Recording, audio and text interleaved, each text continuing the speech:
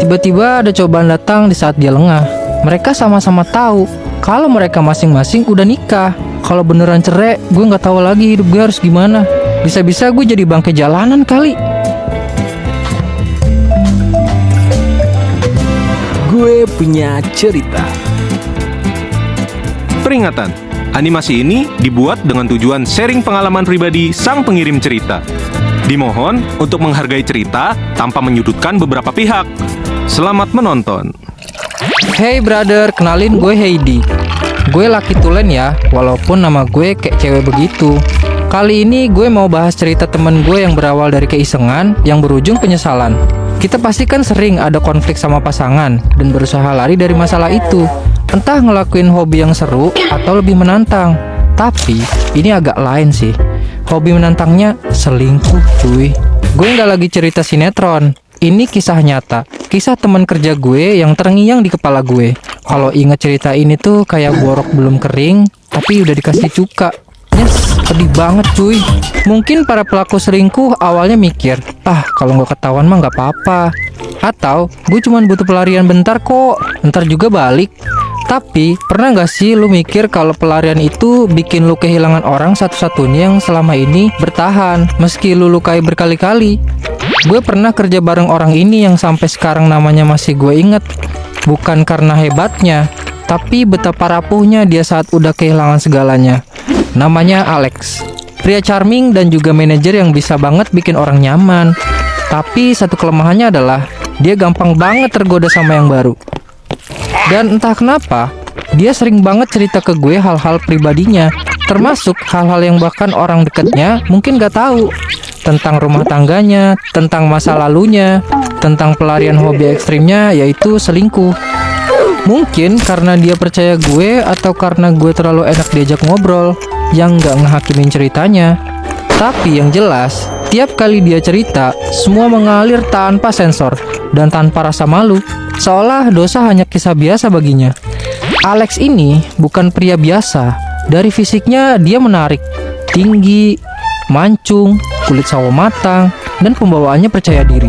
Dia cerita awal ketemu sama istrinya yang sekarang, namanya Luna. Alex kenal dari Facebook. Dari awal lihat foto profilnya, Alex ngerasa Luna tuh beda dari cewek-cewek yang lain. Gak lama kenal dan belum ada hubungan apa-apa, Luna jenguk ibunya Alex tanpa diminta, bawain makanan, terus nemuin ibu Alex di kampung, yang padahal Alex lagi ada di perantauan. Nah, dari situlah keyakinannya semakin kuat buat nikahin si Luna. Dan bener aja, setelah kejadian itu, mereka merencanakan ke jenjang lebih serius. Bahkan ketika mereka nggak punya cukup uang buat nikah, Luna ikut nyari dan ikut nabung, sama-sama berjuang. Sampai akhirnya mereka nikah dan dikaruniai anak laki-laki. Rumah tangga mereka tampak bahagia, semuanya serba kecukupan.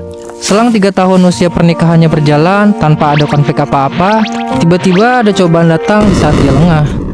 Pas Alex dipindahin ke cabang baru, yang awalnya di Jakarta jadi ke Bekasi, dia kenal seorang cewek, sebut aja Meli. Awalnya cuman saling sapa, minta nomor telepon, jadi curhat-curhatan, dan lama-kelamaan makin deket. Dan dari situlah semuanya mulai tumbuh. Tumbuhlah perasaan dan benih-benih asmara antara mereka.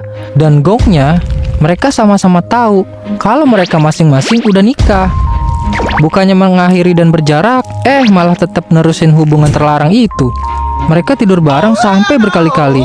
Itu dilakuin dengan sembunyi-sembunyi. Tapi secerdik apapun menyembunyikan bangkai, lama-lama bau busuknya tetap tercium juga. Suatu malam pas Alex lagi mandi, HP-nya nggak dikunci. Dan Luna lihat ada notifikasi dari cewek. Dan dia langsung buka semua isinya. Foto, video, chat mesra. Semua dilihat dengan mata kepalanya sendiri. Dunia Luna seakan-akan runtuh dalam hitungan detik.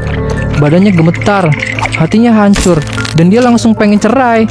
Tapi Alex bersumpah, berlutut menangis memohon sejadi-jadinya katanya. Dan dengan entengnya pas dia cerita ke gue, pas istrinya minta cerai gitu, dia malah bilang, gue pas ketahuan selingkuh, kalau beneran cerai, gue nggak tahu lagi hidup gue harus gimana. Bisa-bisa gue jadi bangkai jalanan kali. Gue cuma bisa nyebut aja pas dia ceritain itu semua. Kesambet setan lulusan neraka mana nih orang? Istrinya memilih buat memaafkan. Edan, hatinya terbuat dari papeda apa bagaimana itu si Luna? Luna tuh begitu, entah karena cintanya ke Alex begitu dalam, atau karena ada anak yang masih ngebutuhin sosok bapak, atau juga karena harapan kecil kalau Alex kali ini akan benar-benar berubah. Harapan yang tak selalu menemukan muaranya. Janji tinggal janji. Alex jatuh di lubang yang sama, masih dengan perempuan yang sama, si Meli. Tapi kali ini bukan Luna yang ngebongkar aib itu, justru suami Meli sendiri. Suami Meli nelpon Luna dengan suara getir dan penuh luka. Dia nyampein semua tanpa jeda, dan luka lama yang belum kering ini kembali disayat. Bekasnya belum hilang, tapi sakitnya udah datang lagi. Luar biasanya dari Luna, dia nggak marah, nggak meledak-ledak, dan gak ninggalin si Alex bajingan ini. Dia tetap bertahan dong cuy. Dengan hati yang remuk, kayak rengginang jatuh dari lantai 12, Luna minta duduk sama Alex. Dia nulis perjanjian di atas selembar kertas bermaterai, seolah tinta dan tanda tangan bisa meredam pengkhianatan. Isi dalam perjanjian itu, nggak boleh lagi selingkuh, nggak boleh lagi ada rahasia. Tapi cobaan belum usai bro, asli. Nafas gue kepenggal pas denger Alex cerita. Pengen gue karungin dan buang ke TPU aja tuh Dajjal. Entah ini ujian atau takdir yang harus dijalani Luna. Seakan hidup gak memberi jeda buat dia bernafas lega.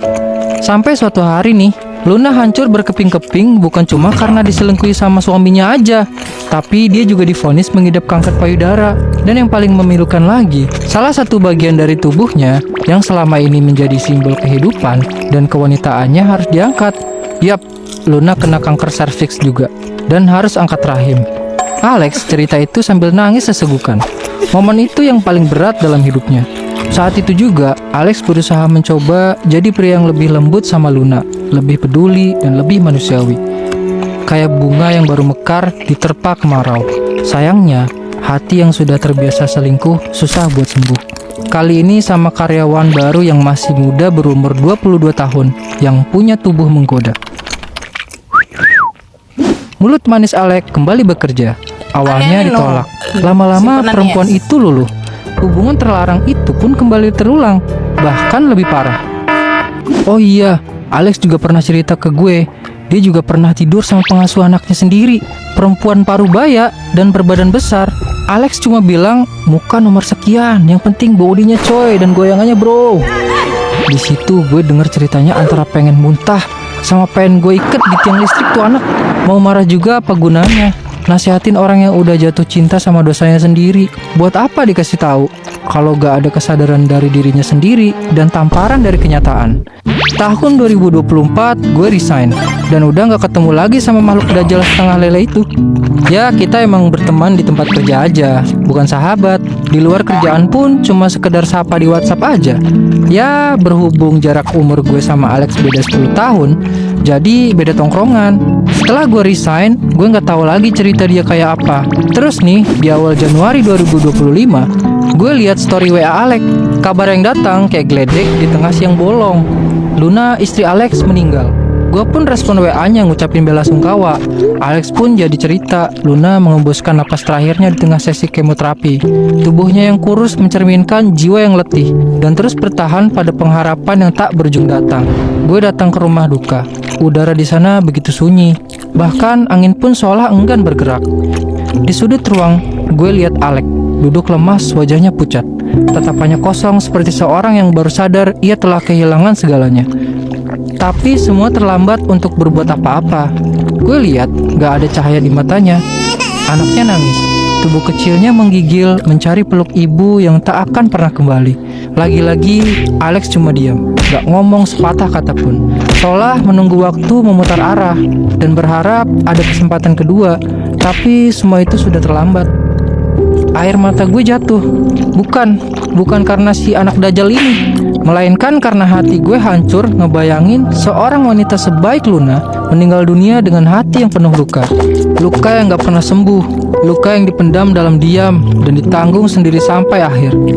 Alex benar-benar nangis di saat semuanya udah terlambat. Pintu maaf udah tertutup rapat oleh tanah basah.